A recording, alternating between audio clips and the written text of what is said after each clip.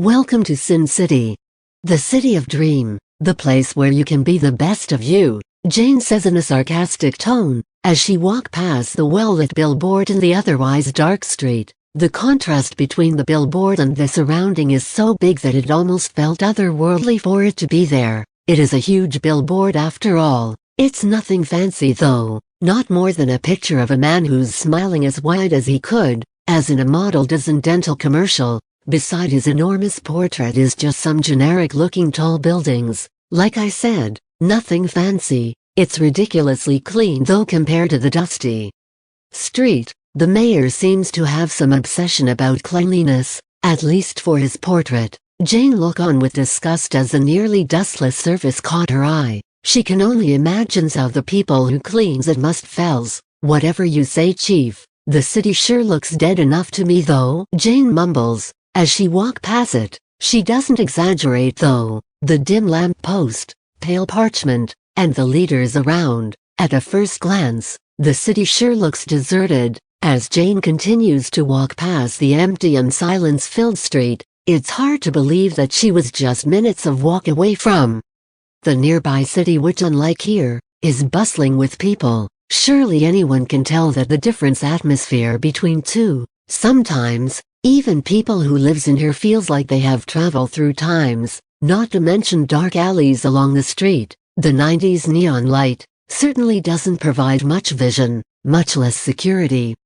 As eerie as it seems, Jane certainly doesn't care, just like that walk nonchalantly humming some kind of song as she walks on the dark and quiet street, without a care of her own safety and surrounding. At one point she even took out a wad of cash from her leather jacket, and you can see the shines in her eye as she begins to count each of it while nodding happily as the papers scrab with her fingers, making a rather comforting sound in the silent street with nothing but sound of her footsteps, ignoring the fact that it's rather dangerous for someone walk around with that money out in the open, especially is such a dangerous district. The rumor of robbery and rapes doesn't seem to affect her.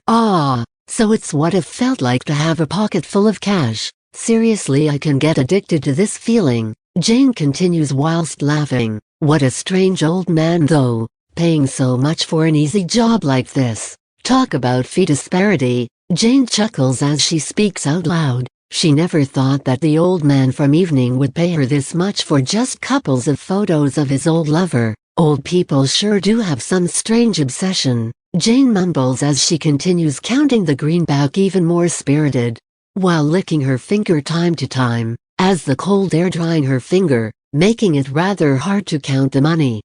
Suddenly she stopped just in front of an alley, her lips curved into a smile as she felt a pair of eyes watching her like an eagle from the dark alley. Not that she is bothered though, instead she held out the wad of cash with her arm in the air, swinging it a little, as if showing it off to the whoever watching her from distance so they can have a better look. Suddenly the person inside makes a move, rushing out from the dark alley. From the bulky figure, Jane could tell that it's a man, his hand holding something, a kind of knife. It glints from time to time as the man swinging it as he run. Jane on the other hand, seemingly unaffected by the fact the man was charging toward her holding a knife. In fact, she was standing there all the time, barely move. Is she too scared to move?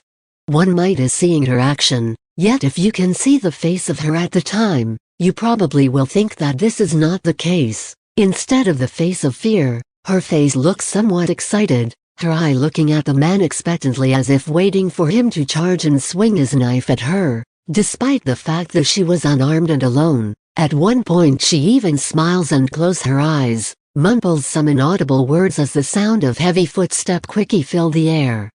True enough, it was a big man with a short hair, looking right to be in his 30s. Just a few feet of Jane the man stood still, probably catching his breath, though he quickly points the knife at Jane and tell her to stop. Stop right there, bitch, and hand me your money unless you want me to cut you into pieces and feed to the wild dogs.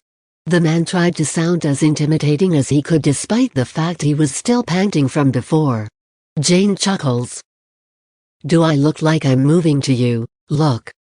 I'm not going anywhere, old man, so catch your breath before you open your stink mouth. Seriously man, you bring other robber in shame with your shape. Jane said as she approaches the man, which merely responded with an angry grunt as he is still out of breath. Jane continues to walk, her hand still holding the wad of cash, which makes the man's shine for each step she takes, and which Jane seemed to be aware of that she deliberately held it out as she continues to approach the man, and suddenly she slipped it back to her jacket when she was just a feet away from him, furthering anger the man. No offense man, but looking at your wounds around your face and your torn cloth I can tell that you're not exactly from the top of the chain old man. I would have just turned back and pretend you never saw me if I were you, Jane said with a smirk as she stares at the man up close. Sizing me up, who do you think you are bitch? The man says with a reddened face as he points the name at Jane. You better do as I said or I will cut your pretty face bitch. The man continues. This time he tries to grab Jane's neck as she is in the reaching distance, though Jane seemed too aware of the man's plan as she grabs his wrist even before he fully extends his hand. His shocked face soon turns to contort with pain as Jane gives his arm a little twist. Oh, damn it hurts. Let go of my hand you bitch. The man screams in pain as he swings his other hand at Jane, which was the hand that's been holding the knife. To which Jane respond with an even harder twist making his whole body twist along trying to minimize the pain on his left arm. I wouldn't recommend doing that old man, Jane says as she put up her finger pointing at the man's right hand. Surprisingly the man immediately pulled back his other arm, and after which he actually stared back at his own hand, as if in disbelief that he actually did that. Good, at least you learns fast enough, Jane says as she let go of the man's arm, letting him taking a few steps back while squirming in pain. It's important thing you know, to survive in this city, you either learns what you should and shouldn't do or die not knowing the reason. It is what it is ever since I came to know this place, Jane continues as she turned back against the man. There's sadness in her voice as she finishes her sentences. Wait, please, at least give me a name, woman.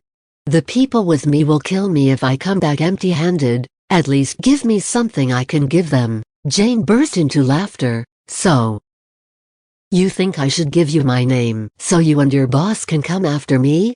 Jez, men and their stupid brain, you should be glad that I'm in a good mood, or you wouldn't be even to go back using your legs, old man, Jane says as she continues further, leaving the man sitting there staring at her back. Shit, I don't want to die. The man mumbles, fear on his face as he stares on his own feet. Hey old man. Tell them it's Jay and they will understand, and I got another tips for you. Take off your wedding ring before you trying to rob someone. It just makes you look even more ridiculous, Jane say as she turns around for a moment before she continues to walk, leaving the dumbfounded man staring at the ring on his hand, with his eyes in tear and maybe a ting of shame. Sigh. This city sure never failed to disappoint me, Jane said as she walks. She knows that man probably just robbing people to feed his wife and child, but then, harming others' daughter and wife just to feed yours, is just stupid and disgusting. But even then, deep down, there's just this feeling that Jane can't seem to shake, as if Jane can feel their desperation. Perhaps it's why Jane decided to tell the man her name. It would be saddening after all as he is killed like that. Gang leaders can be unforgiving. You wanted to hunt in their turf, then you have to be able to pay the tax, or else, such is the rules of this city. Even being a gang member doesn't keep you safe. Ironic, Jane thoughts as she continues to walk. Jane laughed after a few steps away though, berating herself for having such a silly thought. This is Sin City after all, the very place she grew up.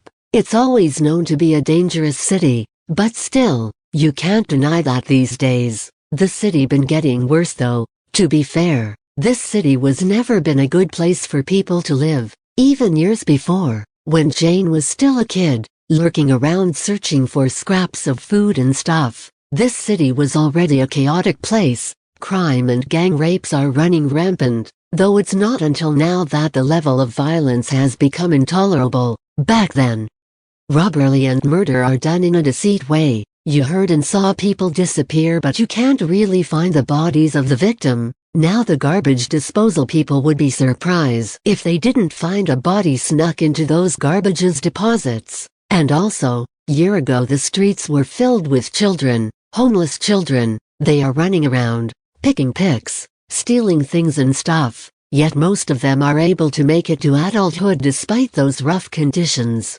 Nowadays though, children are rarely seen in the city. Perhaps you would think that the rapes problems have been decreasing?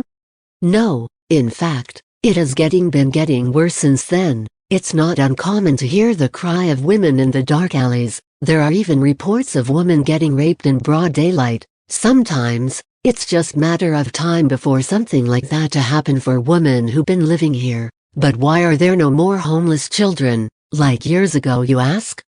Simple, it's the life of the street that has become too tough for them to survive. Of course you got a few lucky ones, who are able to grow up, some to become decent people, while some turn to the life of crime, repeating the cruel cycle of the city. But really, most of the children don't really make it to adulthood, ending up dead even before their pages of life unfold. Some of them starved to death, some were fighting to death over food and shelter, while most of them just disappear, as if there's a force that pulling them into the void, leaving no traces behind. Not that anyone would have bothered to find them though, even if there's a clue to their disappearance. Such is the life of the stray children, worthless, the adult would say. The words of the street said those children fell victim to the trafficking ring though, being promised salvations. These children don't even know the nightmares awaits them. It's probably true, Jane thought. They are indeed brought into salvation. Literally though, these poor children probably end up being sold. Worse is that some of them are being killed just like livestock, just so the trafficking rings could harvest their organs. Those are highly sought after. With those big monies to be made, it's easy to see why. These traffickers doesn't even hesitate to butcher those poor children, even when some of them are homeless children to begin with. Just the thought of the child, suffering and fate angering Jane. She punched the nearest light pole to her, leaving a big dent coupled with a loud ringing sound vibrating the empty street. This kind of sucks. Jane though, thinking back, it was one of the reasons Jane decided to come back to this place after all. She wanted to find out why and where these children were taken away. But all this while she felt that she's just going around in circle. The people living here doesn't even care. Even the police are strangely silent. She is sure that murders that been carried out at this rate are sure to leave some traces. There must be a reason, Jane thought. There's something bigger behind it. Something is preventing the police to interfere. Even Tseng, a police detective, is as clueless as she is. Jane always have a theory though. Probably one of the conglomerates is behind them. Just the thought of it makes Jane blood boil, as she lash out another punch, harder this time, making the already bent pole looking like it was about to topple. One of these days, I will definitely get to the bottom of it, Jane thought as she continues to walk. Once again silence fills the air as the only sound is the occasional tapping from Jane boot again the concrete as she drags her feet from time to time, probably still thinking the earlier event. Suddenly, a scream breaks the silence of the air, a woman's scream. Jane's body tenses as her senses are returning. Her first reaction is moving to the closest building and hides herself. Lowering her body, Jane tried to heighten her senses, trying to find the source of the scream. She stops in that position for a few seconds before she heard another voice coming from the corner across the street. It was a woman's voice, despite sounding muffled. There, Jane thought as she now focused her eyes on the dark corner while she runs towards it. Her heart races as she sees what she had feared have happened. It was a rape, just as she thought the only thing that could happen to a woman this late in the city. From like 10 feet away, Jane witnessed what's happening. Lying in the concrete floor is a woman with black dress, which has torn apart as she trashes around vigorously against the man above her, who's been forcing himself upon her, casually tearing her dress away as he carried the inhumane act, ignoring the woman's helpless struggles. He is a big man after all. Jane estimates he is at least 250 pounds, muscles and all. She bet he could knock out the relatively small woman with even a slap. Nevertheless, the woman continues to push him off as best as she could. Jane's heart swells with anger and admiration as she is shocked by both the man's action and the woman's resilience. "Hey!"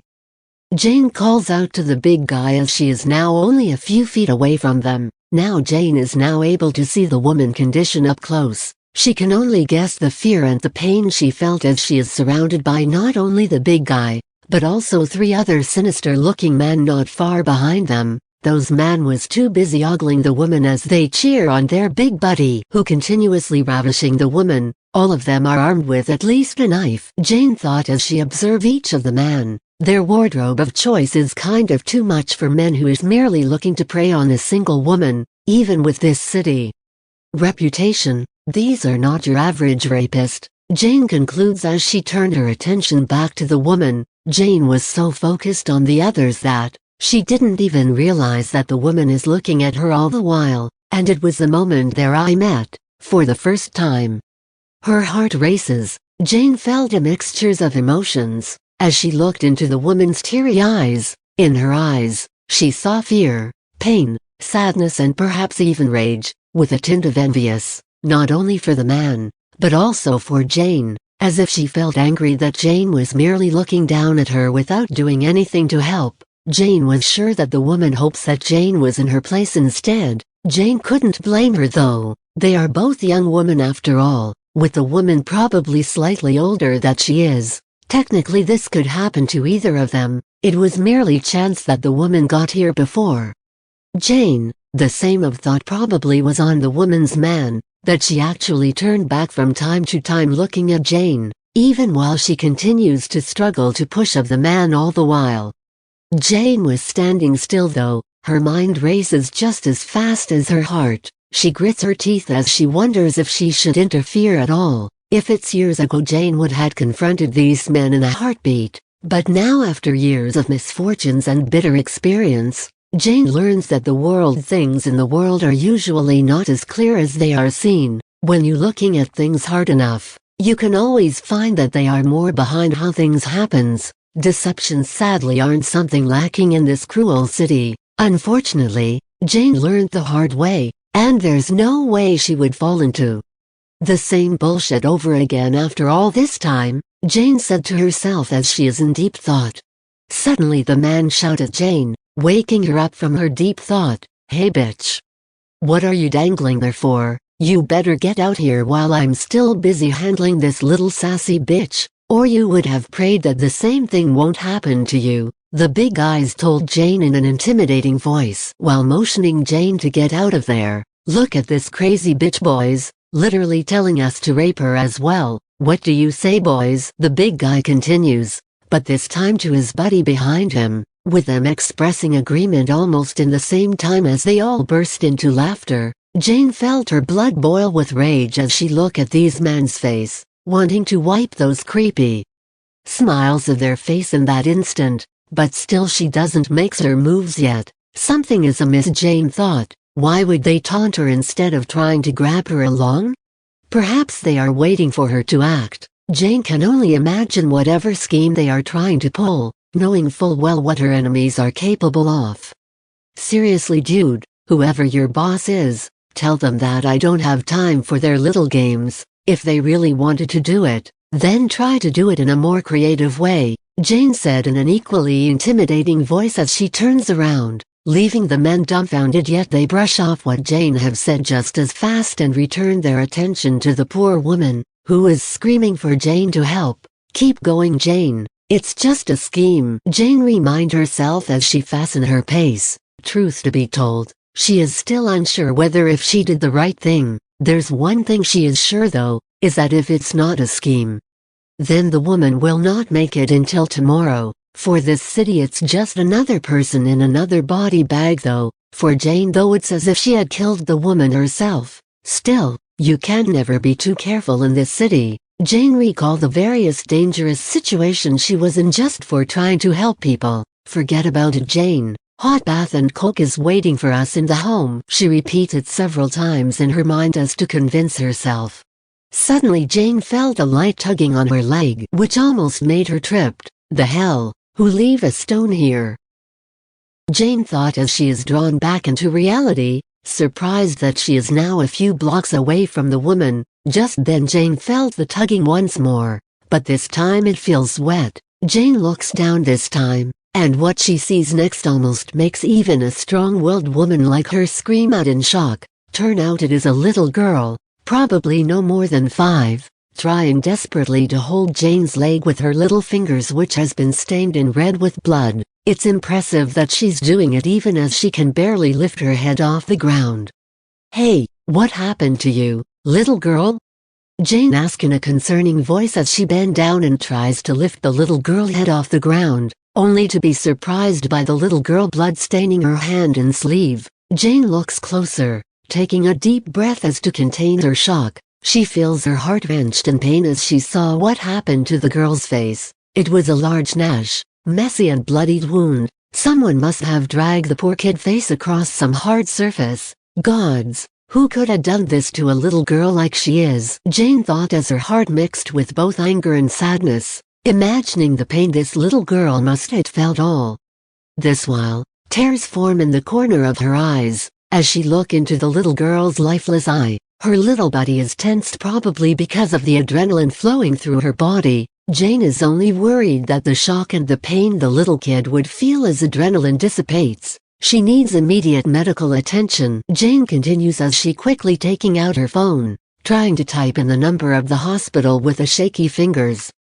Jane knows exactly what it feels like to be in such a pain. She led a quite dangerous life after all. Dangers and wound had been the thing that always with her throughout her life. But there was just this wound she can never forget. It was when she is still but a child, perhaps a little bit older than the kid before her. Even though she had to endure a lot of pain and suffering as a child, there's one incident that's really stood out from what she had experienced. It was a time that she felt that life was ending for her, genuinely fear for her own life. She remembered the day like it had happened yesterday. The pain when someone felt when their bone is being crushed is just something that one can never forget. It's also when Jane's life was turned upside down for the first time, losing everything she once cared about. Even though she wondered if it's the physical she had felt or the emotional pain of losing everyone she cared about that deeply implanted the memories deep within her mind. One thing she knows for sure is that she doesn't want this little girl to experience that. Jane reminds herself as she continues to call the hospital, which seemed to be not picking up her call. Shit, even hospital in this city is rotten. Jane curses, keeping herself from throwing away her phone. Suddenly the little girl tightened the grip on Jane's, as if trying to get her attention. Jane bent down and moved her head closer to the little girl's face. Please save my mother." The little girl pleads with a soft whisper while pointing to the direction to where Jane had earlier come from before she loosened her grip on Jane. The little girl probably had used up all her remaining strength trying to deliver the message, leaving Jane in anguish as she realized that her mother the little girl refers to must be the woman that she left behind. "God damn it, Jane. Look at what you've done." Jane berating herself as she punched the concrete wall in front of her, venting her frustration. She knew that she had to make some hard decisions. Going back for the woman would have mean that she will have to leave this child unattended with wound this bad. She might actually lose her life. Will her mother be grateful for Jane abandoning her daughter to save her? Is that what a woman really wanted, saving herself over her child? And there's always a possibility that her mother might have already been killed by those men, making it a worst possible outcome. On the other hand, she can surely save this child if she takes her somewhere to get treated now. But then, Jane imagines the little girl won't be really happy that she lived knowing her survival inadvertently caused her mother's death. Damn. Is there even a right way to do this shit? Jane thought hard and long, what the child really wanted to as she looks into the direction where she came from. With what she sees deeply shocked her. There she saw a faint red line in a zigzag line. Her heart sank as she realizes the little girl had dragged her bloodied way all the way here, and she's certainly not trying to run. The lines looked like the little girl had tried to call for help from all the directions. A silly yet admirably act. In that moment Jane was sure what needs to be done. No time for doubt, Jane. Hang in there, child. I will bring back your mother with you shortly, Jane whispers as she carries the child to lean against the wall, and gives her a light pat before taking off her jacket and use it to cover the child's bruised body, praying that the cold weather tonight can actually help slow down her bleeding. With that, Jane took off running as fast as she can. She knows that time isn't something she can spare much right now. In her mind though are the images of the woman and her child staring at her with resentment, tears of blood in their eyes. She imagines how much they going to hate her if she failed them both. If only she act earlier, Jane thought, yet she know that what done is done. Now she can only try to fix it. Jane continues to run, ignoring her lungs which have been screaming for her. She was too busy praying for God to give them a little bit more time. Even a few minutes of vigor for them would be enough. Jane prayed. Suddenly, Jane felt a warm and a sense of reassuring feeling in her heart as she heard voice of struggles in the distance. A woman's voice. She's alive, Jane thought, as she now runs even faster with a renewed vigor. Stop squirming around, you stupid bitch. The others are still waiting for their turn, stupid wench. The big guy slapped the woman right across her face, causing her head to bang hard on the ground, drawing more blood from the woman's face, which already riddled with wounds. The big guy shows no concern of it though, much less his friends, who only been egging on him while watching the whole thing excitedly, cheering happily, as if enjoying the sick scene. Yet the woman shows no sign of giving up. In fact, she shakes off the pain and quickly pushes off the man with all her strength. She knows that her fate will be sealed the moment she give up, gritting her teeth as she tries to ignore the blisters and blood, which becoming more painful as she strain herself. Hey you big fart. You're not someone who can take a hint, eh? Sometimes, a no is a no, dude. Now you better get off her before I make you do. Jane shouts as she finally reaches them. Standing right in front of them, Jane folds her arm while trying to look as calm as she can. In reality she was already brimming with anger. The looks and wounds on the woman tells Jane that the beating she suffered. Part of her is impressed by the woman's will, frail yet hard to break. So they say about a woman's heart, Jane thought as she scanned the woman from down to top, before turning her attention to the man, who was no longer pinning her as he is now looking at Jane. A tint of confusion and shock are in his face as Jane's sudden appearance surprises him. Who the hell are you, bitch? The man says as he looks up. Aw, you surprised me, chick. You were the woman before. Look at you. Half naked right now. His face turned into a creepy smile as he stared at Jane's body, which looks a lot of different. No, she had taken off her jacket. It's not a bombshell body though. While Jane do have just the right amount of fat in the right places, what distracting is her arms, which are riddled with scars, along with veins protruding through her toned arm, and the man is there, staring at her for quite a moment, before swallowing his saliva and turned to his friends behind. Look alive, boys. We got a crazy chick who's asking us to save her as well. One of you go and grab her. It will be my turn after I. The man was cut off mid-sentence as he turns back to face Jane. His creepy smirk soon turns into shock as he realizes that he was about to be kicked by Jane. No time for him to react though, as gush of wind followed by pain is probably the last thing he felt. An immense pain it seems, as the spinning kick Jane gives him is so strong that it actually thrown the man off the poor woman he'd been pinning on. Jane wasn't kidding when she said she was going to kick him off her, it seems. What result is the big man slamming into hard concrete wall head first, making a loud crack as fresh blood flows out from the top of his head. Apparently, it isn't enough for Jane though, as she immediately grabbed the helpless man by the head, ignoring the blood staining her pants as drag the big man's face across the hard surface, making the poor man screaming in pain as blood flowing out fast from the countless wounds on his face.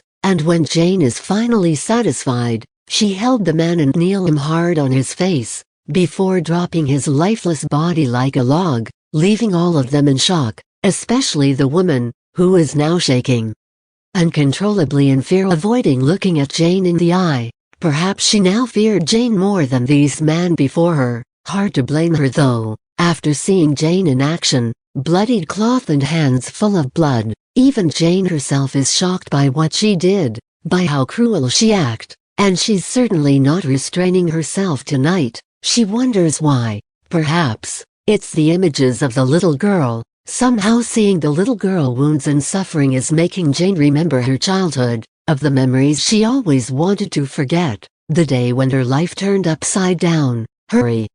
Get up and find your child. Jane's commanding voice brings her some senses into the woman. A look of shock and sadness surface on her face as she remembered how badly they had beat up her child. Guilt fills her heart as she knows that she brought this upon her child. She's not going to last through this night without proper care. Hurry and find her. I'm going to take care of these bastards real quick. Jane continues as she steps over the big guy's limp body, and turn to face the still shaken trio, while the woman finally gets up after some struggle, visibly in pain as she pushes herself off the ground, yet she showed no sign slowing down. Quickly she limped to the direction Jane come from, hoping that she can make in a time. Good luck, miss. Please stay alive, she says, just before her shadow disappears from the dark they were in. Now there's only Jane and the trio facing each other. They seem to have regained their will, as they have now drawn out their knife, taking a menacing stance as one of them swinging the knife in the air, probably trying to intimidate Jane, who merely responds with smile, thanks, but I won't be needing luck against these jokers. Now, which of you were going to take me before? It was you, isn't it? Jane continues while pointing her finger to one of the trios, who responded with a dumb and shocked expression. What? Me?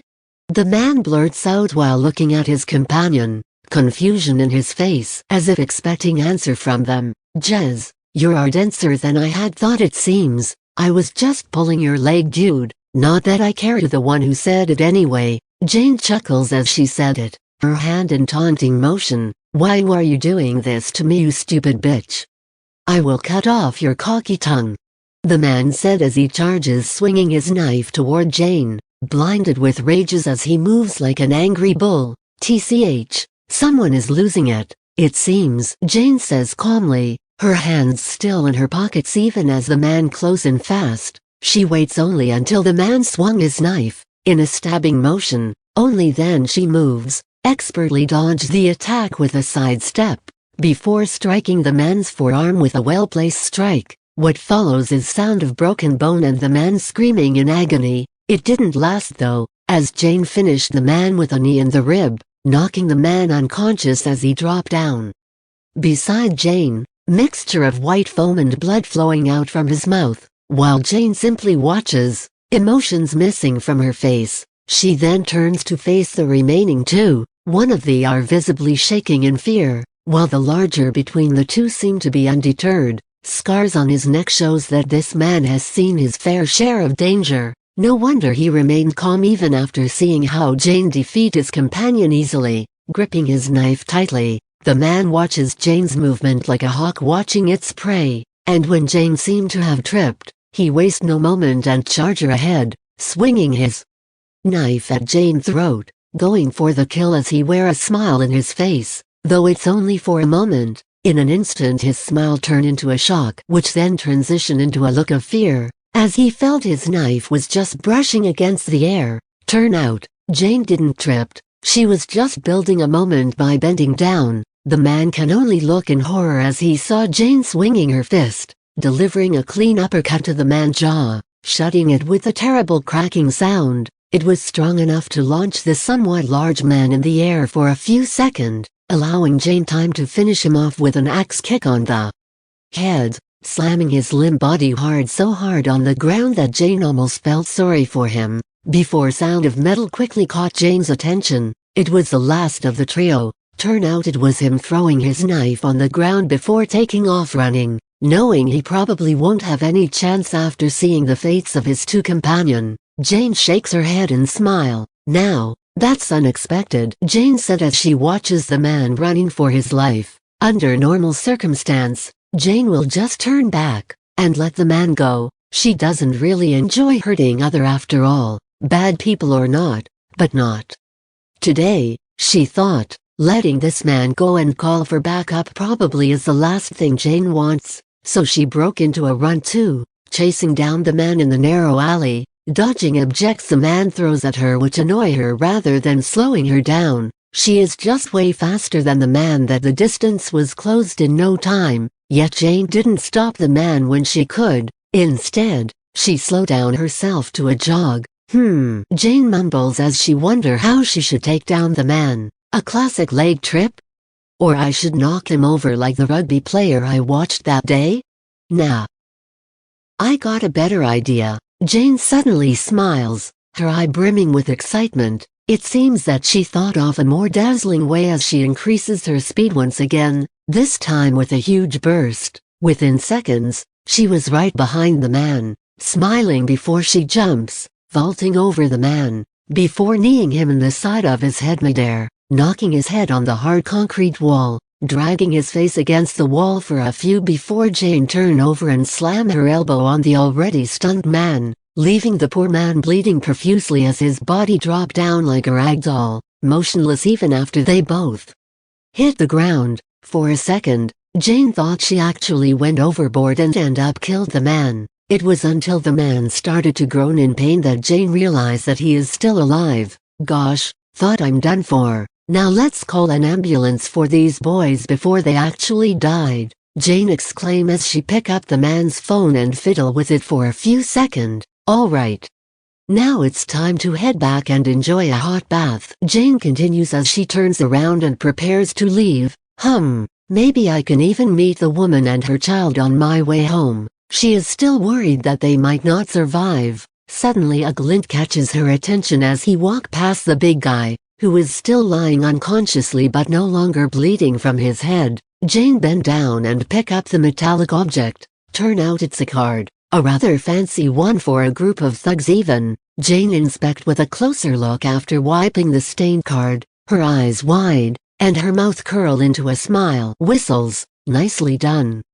Jane, you have made this whole town your enemy, Jane said whilst laughing. She never thought that these men before her are from Stardust, a club operating well, whatever I guess. It is not the first time, and certainly won't be the last time, Jane say while slapping the card softly on the man's cheek before throwing the card away. Deep down she knows of course, this is going to make her life even harder in this city, Jane thought as she get up and prepares to leave. Jane hastened her pace as to clear her thought. To her surprise, no longer than 5 minutes of walk, she saw two approaching figures, a woman and a children. It must be them both, Jane thought. She breathed a relief as she is glad that wounded as they are still breathing and walking at least. All of this are going to be worth it, Jane thought. It's worth enough to see them alive. Even Jane herself may have to face dire consequences. Oh hey.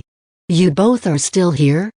I thought the two of you already left. You really should though. Night is still young. It's not really wise to linger, Jane says with a smile as not to make them panic, yet with a serious tone. Now that Jane knows that it was Stardust's party that she crashed, things are going to get a lot of more dangerous, though she still doesn't know what exactly is their problem with Stardust. Hopefully it's just some underling going rogue and nothing serious behind them. Ah, Savior, thanks God that you are okay. We were so worried about you, the woman says with tears in the corner of her eye, her hand shaking with gratitude as she stares at Jane's feet, reluctant to look at her eyes. I don't know how to thank you enough for saving us, really. We would have died if not for you. Perhaps you are from Brigandine, the group that protects the weak and offer people salvation that they speak of?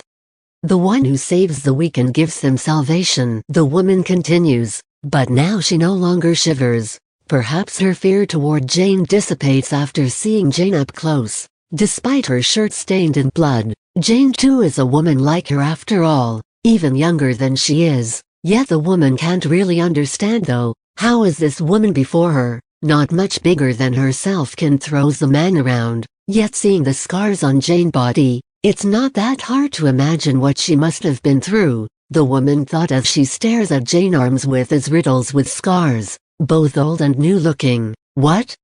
Fireflies? I'm not, unfortunately, and well, I don't think that kind of group actually exists. It's like that it's just a rumor started by someone in hope of luring people, or just some kind of fantasy by some loser in this city. And don't get me wrong, I just beat them up because of what they have called me. I can never stand people throwing shit at me, you know, Jane said as she turned away. Her face reddens with embarrassment. Clearly, she doesn't used to be thanked like that by people. Still, she can't help but to link of the woman's words with the rumor she'd been hearing. It's probably true, she thought. Someone is spreading rumor about promised help and salvation in order to lure people in. No doubt there are a lot of people falling prey to it. Seeing there's so many helpless people in this city, Jane wouldn't be surprised that they are people looking for them, as with both this mother and daughter before her. They are indeed lucky, Jane thought. Even if they didn't have a run-in with the Stardust junkie, they probably will die at hands of these fire whatever guys. Jane sighed. Part of her is glad though to have met them. At least now she knows that the rumor behind the disappearance is true. Now I know where to poke the big ol' snake, Jane thought while grinning. She was getting so excited that she didn't realize that the mother seemed to have been hurt by her words earlier. Yeah, loser. I'm sure as foolish. The woman's voice trails off as she looks at her daughter who is resting in her arm. With sadness filled her eyes. Ah, sorry about that. I wasn't talking about you. You know, what I mean is those people who never try to do anything for themselves, instead relying on others to spoon-feed them. Anyway, I don't think that's any important right now. What's more important right now is your daughter. She is badly hurt. You might need to take her to see a doctor, or at least somewhere where she can rest safely. Jane continues with a softer and more concerned voice, worried that her words earlier might have hurt the mother more than she thought, who probably felt guilty and sad that she brought it upon her daughter and her. Yet the woman stays silent, leading Jane to believe she said something wrong again. Suddenly the woman drops down on her knees, tears flowing out her eyes. I don't know, miss. We don't have anywhere else to go, the woman says in a tear while looking at Jane in a pleading eye. What? What do you mean? Couldn't you just go back from where you come from? How about the child's father though? Surely there is someone out there. Wait. Don't tell me that you were both working at Stardust? If so, you shouldn't be running from them, ma'am. I know these guys don't take kindly to people who breach their contract, Jane says with a puzzled and concerned face, though there is also a tint of anger in her face. Clearly, she would be damned if she actually helped a prostitute to escape from Stardust. Their boss won't take it kindly, as it concerns their reputation, of how it might affect how rival gang sees Stardust. No, Miss Jane, please believe me.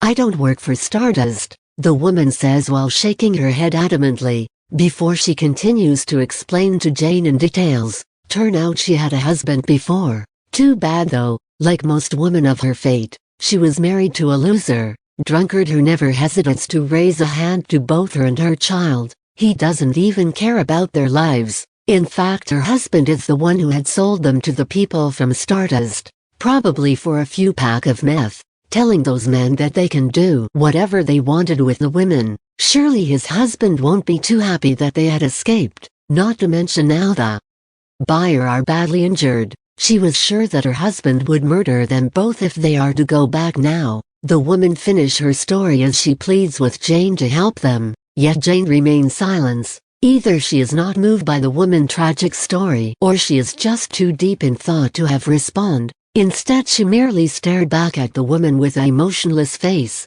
It's a lot to take in after all. Jane never thought of these possibilities when she decided to help them, but still she can't help but to doubt the woman's story, for she had learned the hard way in the past. Deceit and lies are common in this city, especially for a woman whose life may have to depend on their skill to convince and lying to people. It's so vexing, Jane thought as she grit her teeth, as to weigh how much truth in the woman's word. Surely cooking this kind of story for a prostitute would be a child play. Now that Jane has the chance to look at the woman in more details, she does find the woman's appearance doesn't really add up to her story. Not only her finger is missing a ring, her attire and bright-colored nails certainly are not of a married woman. As much as Jane wanted to believe her, it's just too obvious that the woman is lying to her. The only things that match the woman description is probably the scars in her body, those stripe-like lines which looks like she is being hurt regularly using a belt or something. Then again, it's probably common for a prostitute to be hurt like that. Men who frequent those places are one of the cruelest in the city after all, Jane concluded in her mind, and she finally speak.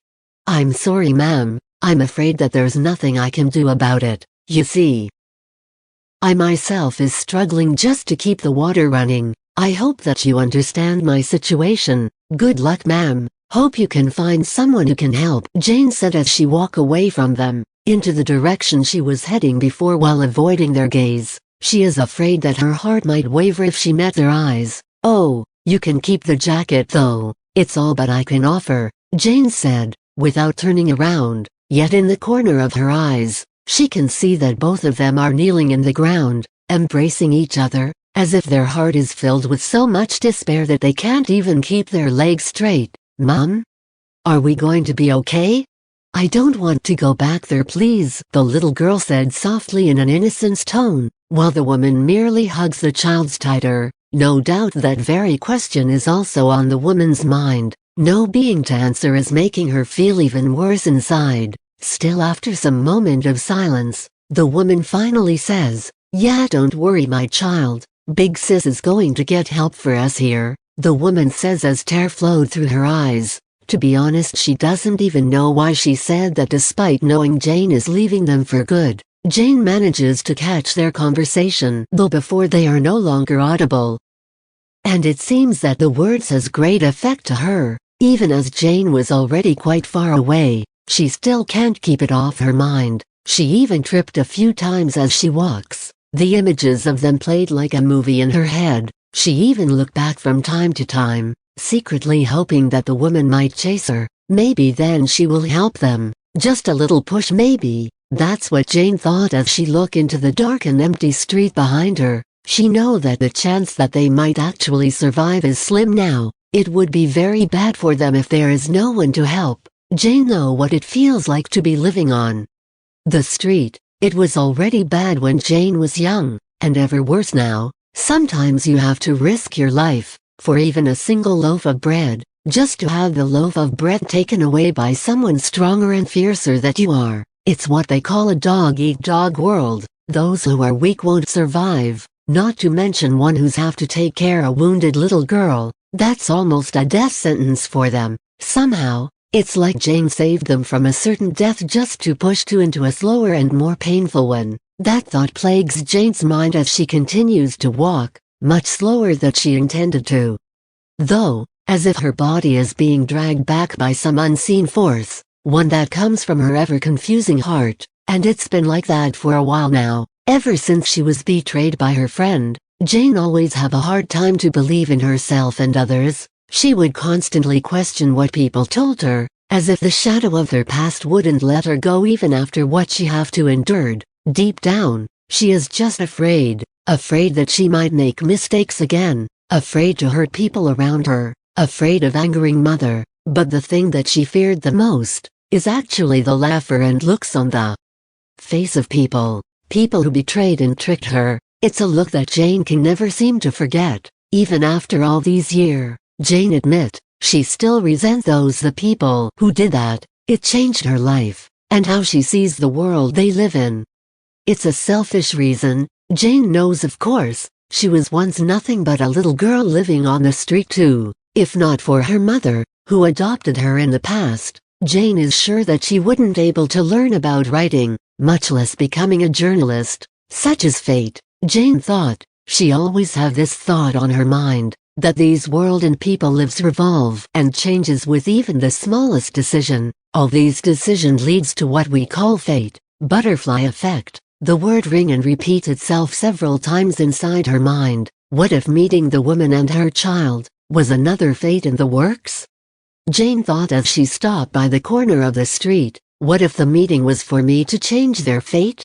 All this talk about making difference, and now the chance is here, yet I'm wavering. Goddamn Jane, make up your damn mind already. Jane berates herself for being such a coward. She wonders what her mom would say if she saw her now. She told her mother that she returning to Sin City to make a change after all. Jane continues to mumbles while continues to walk, nearly tripping herself as a result. Suddenly a strong headlight from a car shone at her face, nearly blinding her if she didn't quickly sidestep inside the pavement, and the car swooshed by with great speed, ignoring others safely as it swirled fast on the corner, blaring loud horns even. "Watch it, man.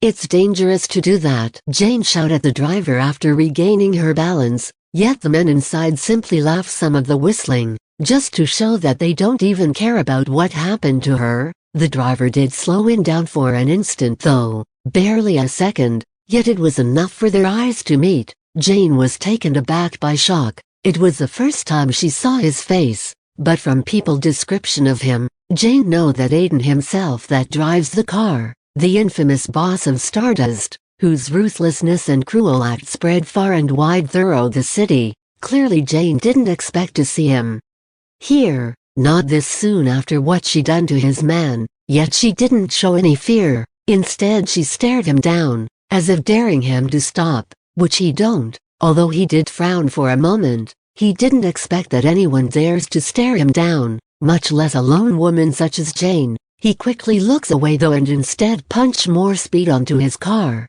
seemingly not too keen on joining Jane's staring contest. What a prick. Does he think he owned this city? They are the reason the city come into this state, Jane thought as she lashed out in anger with the metal rubbish bin being the victim. Poor thing's lid bended so much that it actually dropped into the bin. Wait, Jane thought, apparently, they are going somewhere in a hurry. Are they going to the direction of the mother and child? Jane thought as she regained her composure.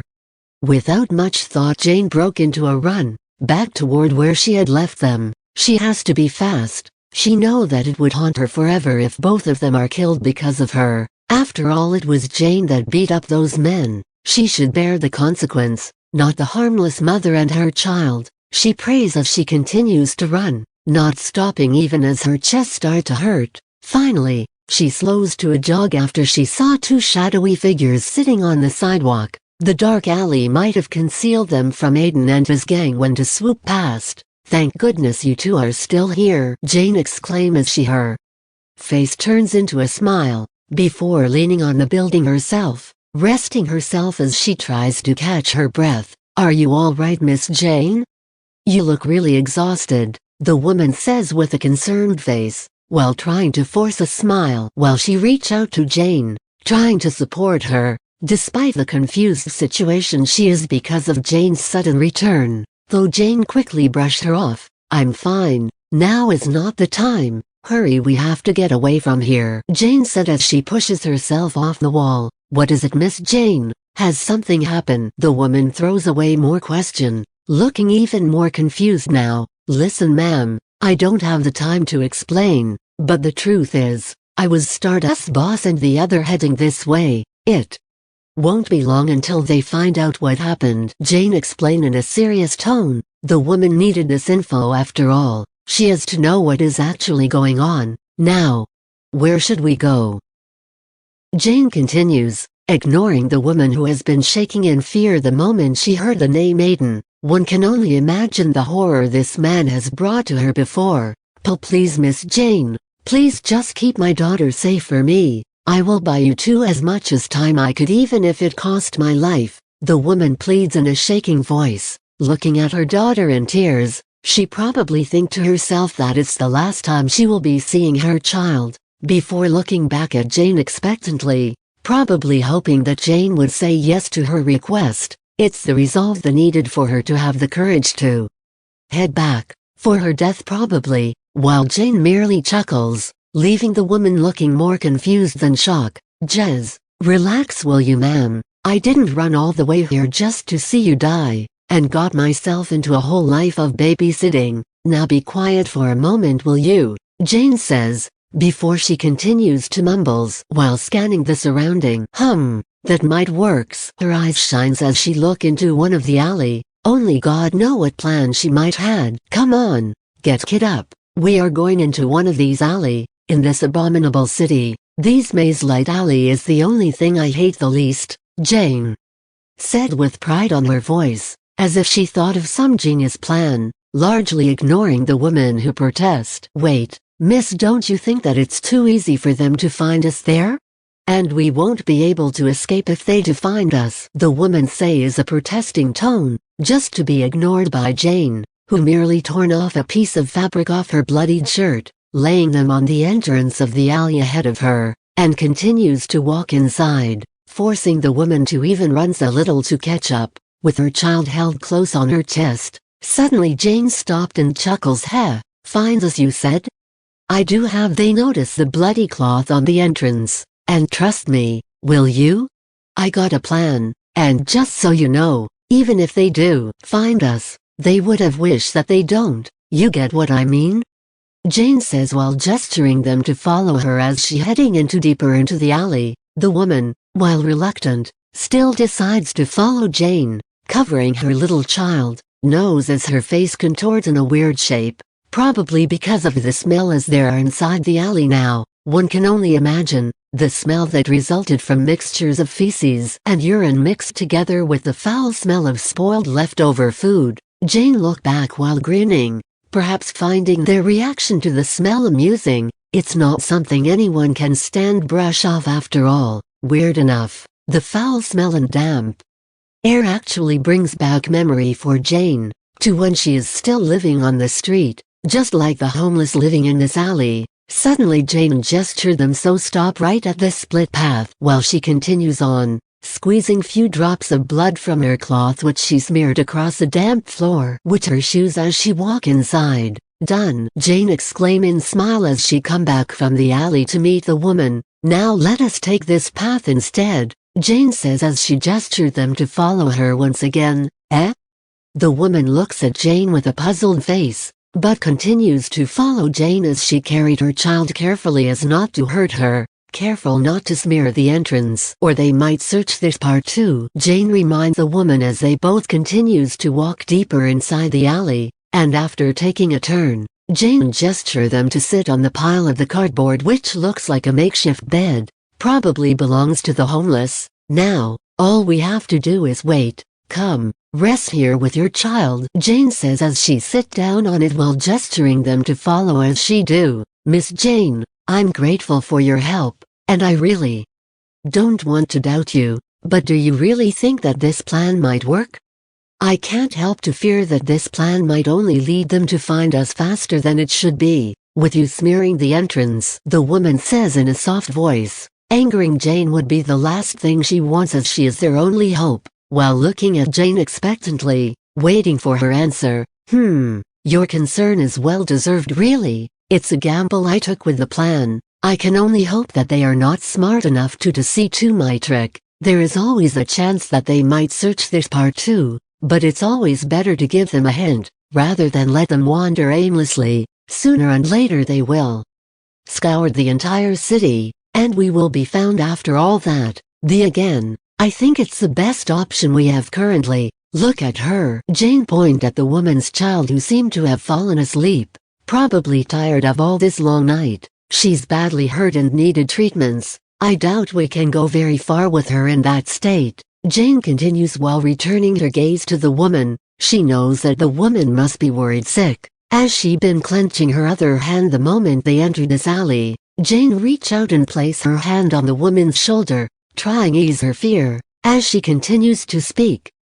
Rest assured, like I said before, even if they found us, they would wish that they didn't, Jane says in a wink while flexing her arm showing her muscles, as if to show the woman that she is strong, causing the woman to smile, yet she didn't say anything. Instead she pulled her child closer, probably to keep both of them warm. She can only hope that Jane meant what she said, and they will survive. To be honest, she never thought that they will make it this far when they first choose to escape. Silly her really, thinking a frail woman like her can slip away from her handler, nonetheless carrying a child at the same time. But she couldn't continue to live like that no more. She was so sick of her life, tired of living as slaves to men. She doesn't want to end up like her late mother. Even as her mother was sick and dying, she's still forced to serve those filthy men, only to let this burden pass to her child. She remembered those days as clear as tomorrow. She doesn't even have the time to grieve for her mother's death,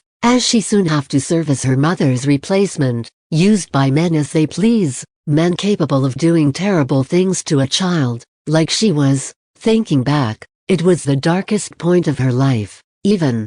No, she couldn't understand her mother, why her mother chose that kind of life. Surely there are better ways to make a living. Given choice, she herself would have choose a different way of living. She would rather work through tears and blood, rather than to live a lowly she and her mother both shared, one that she wished the child beside her would never than to live through. At least they are free now, the woman thought to herself as if to comfort herself. She clenched her teeth as she saw the child pain face. Surely even now the little child is fighting through pain and not to cry. This freedom comes with pain and blood. She wonder if it's worth it. Thinking back, it's funny though, even at this point, her source of fear still comes from a man, as it always been that way, fearing of being punched and kicked by man, fearing of not pleasing the man she served, fearing her life flashes as she imagines the rage of men. But there is a difference this time, a big one, she thought. At least this time, the fear couldn't make her cower in fear. At least she is fighting this time. Whatever vain her strength is, she is certainly fighting with whatever she has. Plus there is actually hope now, the woman exclaimed in her man as she looked at Jane's back. A back belonged to a woman like she is, yet she couldn't understand that there is just some sort of invisible aura around the Jane, one that she never feels from a woman before. Whatever it is, she believes that it is exactly the one she aspires to be, a strong and independent woman, one who doesn't cower in fear between a man's leg. She wondered what could have made her so strong though, even though she didn't see how she defeat Bollock and his men. But she did manage to see the genuine fear in his eye when he is grabbed chokehold by Jane. It's funny that Bollock has always been the one to do that to women, grabbing them by the hair and neck whenever they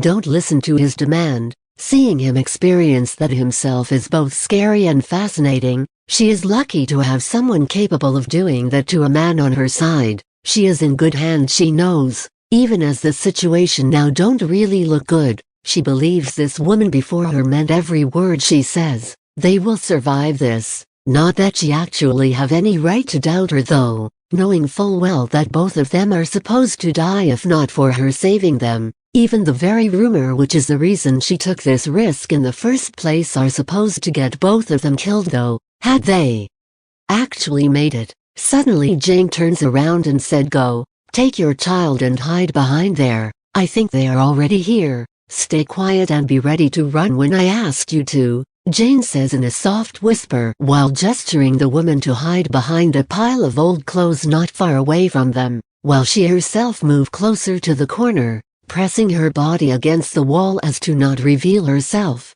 Up nearing the edge, Jane crouches and closes her eyes, trying to catch any sound or voice that might confirm that there are people outside. Jesus, man.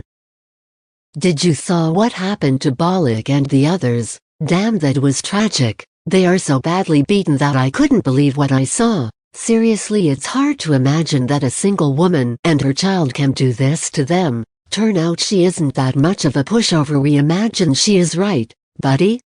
The man, shorter man of the two, say well gives his companion a nudge on his shoulder. Now, get your facts right first, Josh. She couldn't have done that alone. Like hell she can. Even if you gave her a knife, she and her little child couldn't even make a scratch on Bollock, much less injured all of them so bad. And it doesn't look like a work from a single man too. They must have had some help from someone. The man replies while seemingly in thought. Really, Joe?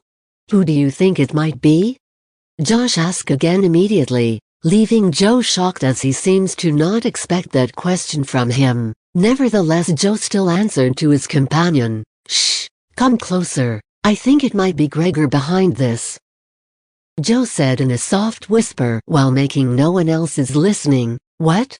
Grr. Josh, seemingly shocked by Joe's theory that he blurts out words in shock before covering his own mouth. Shush. Keep it down, man. Are you trying to get both of us killed?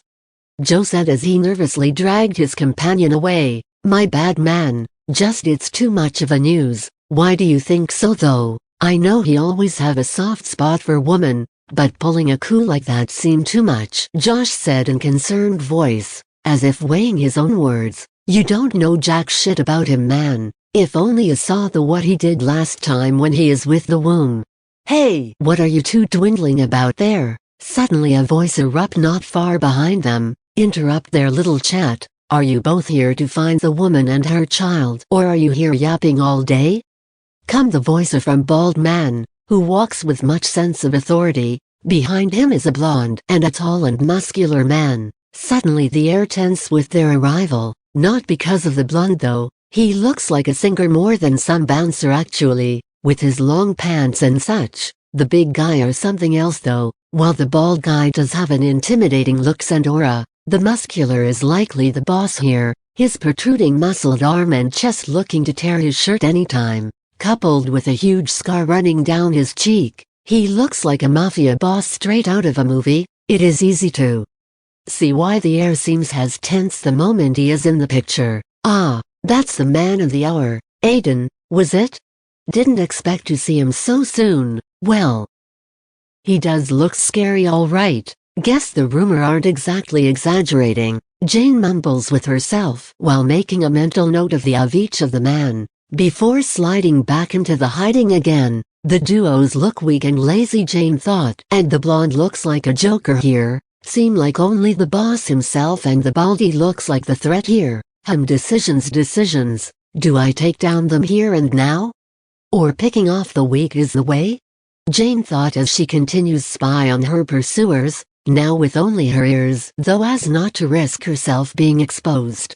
Erg, sorry big bro Gregor, yo you know, we are just having a hard time deciding which part to take since there's two of them here, Josh said nervously while pointing the split path ahead, but it fails to convince the bald man as he approaches them wearing a menacing look. You dimwits, why don't you split up then? Gregor says in a grunted voice, showing his displeasure as he inches closer to them before the blondes interrupt him. Good work you two. I don't think it's wise to split up too. No offense big bro Gregor, but I'm sure you saw what happened to Bollock and the others, right? Certainly, you and I don't want to be alone when facing them. Not that I think that you will end up like Bollock is though. The blonde finishes his word with a wink, hoping to make light of it, but it seems to have failed to appease Gregor. In fact, it only redirects his anger from the two to the blonde that Gregor is now literally reaching for the guy's neck. Enough. Aiden stopped him just as he is about to reach him, before walking past the two and continues. Stop it Greg, what Jim says makes sense to be honest. I didn't expect that they would seize this chance and attack us. The woman and her child alone wouldn't be able to cause any harm to our man. I want you all to stay alert from now. Aiden's voice boomed with authority so much that the others are looking at him in daze except of Gregory. Concern are shown in his face. They? You mean there are other gangs members helping them in secret? Not that it's impossible, but why though? It's just a wench and little kid. Surely, they wouldn't help her just to get her working for them, right boss? Gregory finally said after a while. He knew it would make him look stupid, but there's just so much he doesn't understand about his boss's words. Aiden chuckles and said, Jez, color me surprised Greg. Here I thought you and me are the only one who knows what is going on. Turns out you are as clueless as these boys, eh? Aiden said with a smile as he walked closer to Gregory, despite sounding a bit disappointed while Gregory only lowers his head in silence. Probably out of shame too. Yet Aiden continues, you forgot about our new candies, Greg. One that you are so proud that are causing that much fuss that the whole market in a mess now, do you? The old fox I know wouldn't let it slide like that. And look what we got hit. It seems the old bastard decided to get the jump on us the moment they saw the chance. Aiden continues with a sly smile as he turns to face Gregory, who is now blushing, probably embarrassed that he misses the important clue. Damn. What a fool I am. How could I forget our bad boy have been wreaking havoc in the market? It seems what I heard is true. The other day when the boy says the folk from Foxy's are chasing him out in the street, and I was a fool not to believe him. Not that I imagined the old fox have the nerve to stand against us. Still, What, that's wench rollin' this, boss? Surely, she couldn't mean anything on this?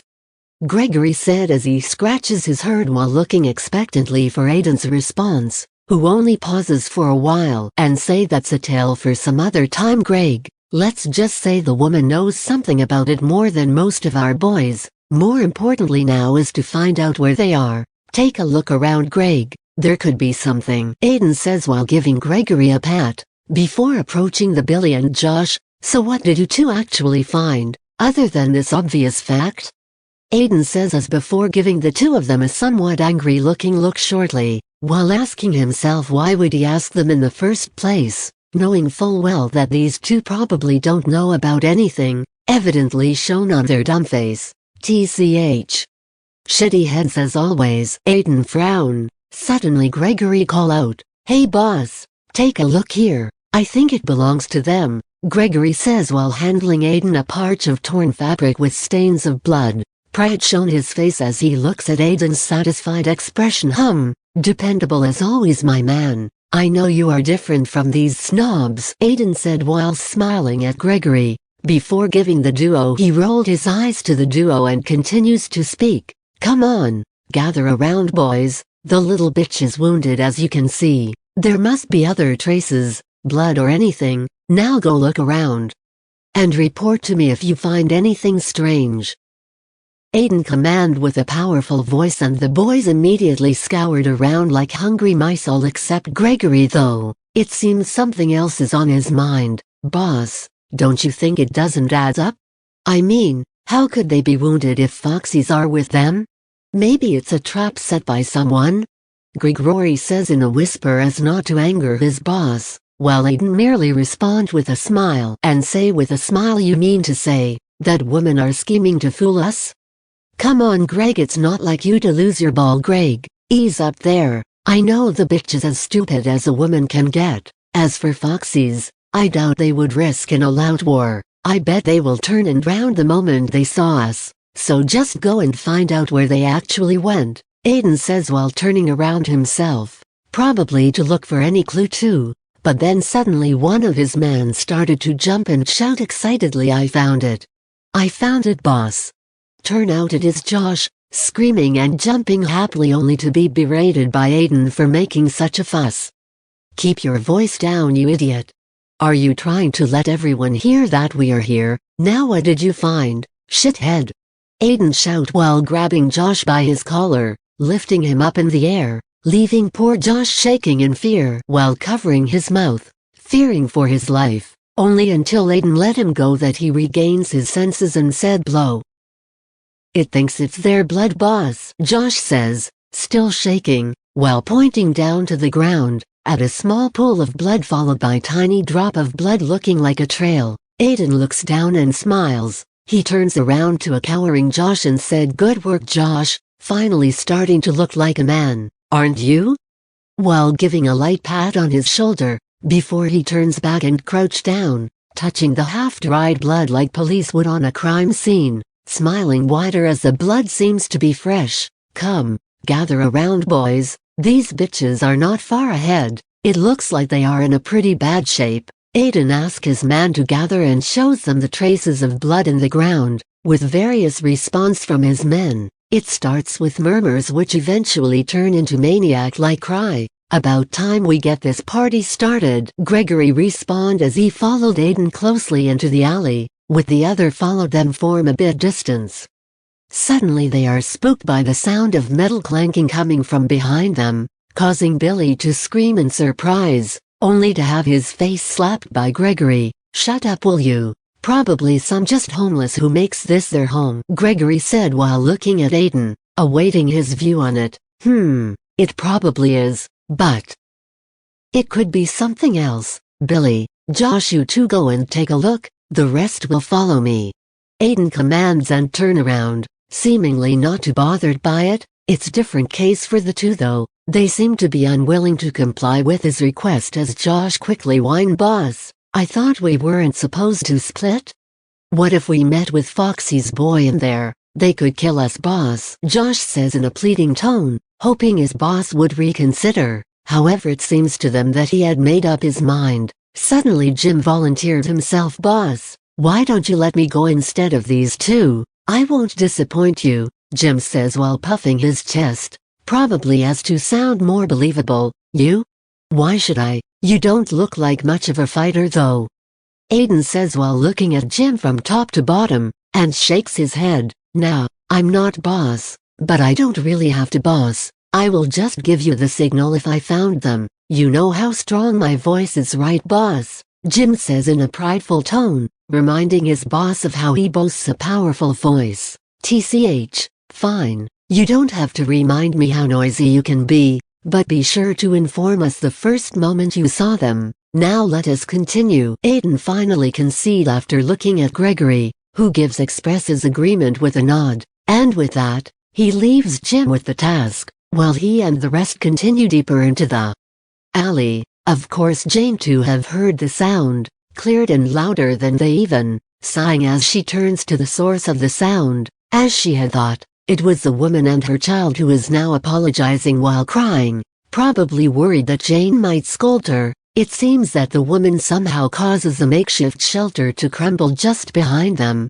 leaving empty cans scattered around the ground as the sound of the metal clanking with each of it filled the silent alley. Jane didn't say anything though. Instead she moved into other side. The people over in Stardust probably heard the commotion. "No doubt they will be coming here," Jane thought as she prepared to ambush them while gesturing the woman to hide deeper inside. And it's as she had thought. Someone is coming toward them, though Jane didn't expect it will be a lone man that's coming for them. She was getting ready to get wild after all. Nevertheless she remains hidden, patiently waiting for whoever's coming.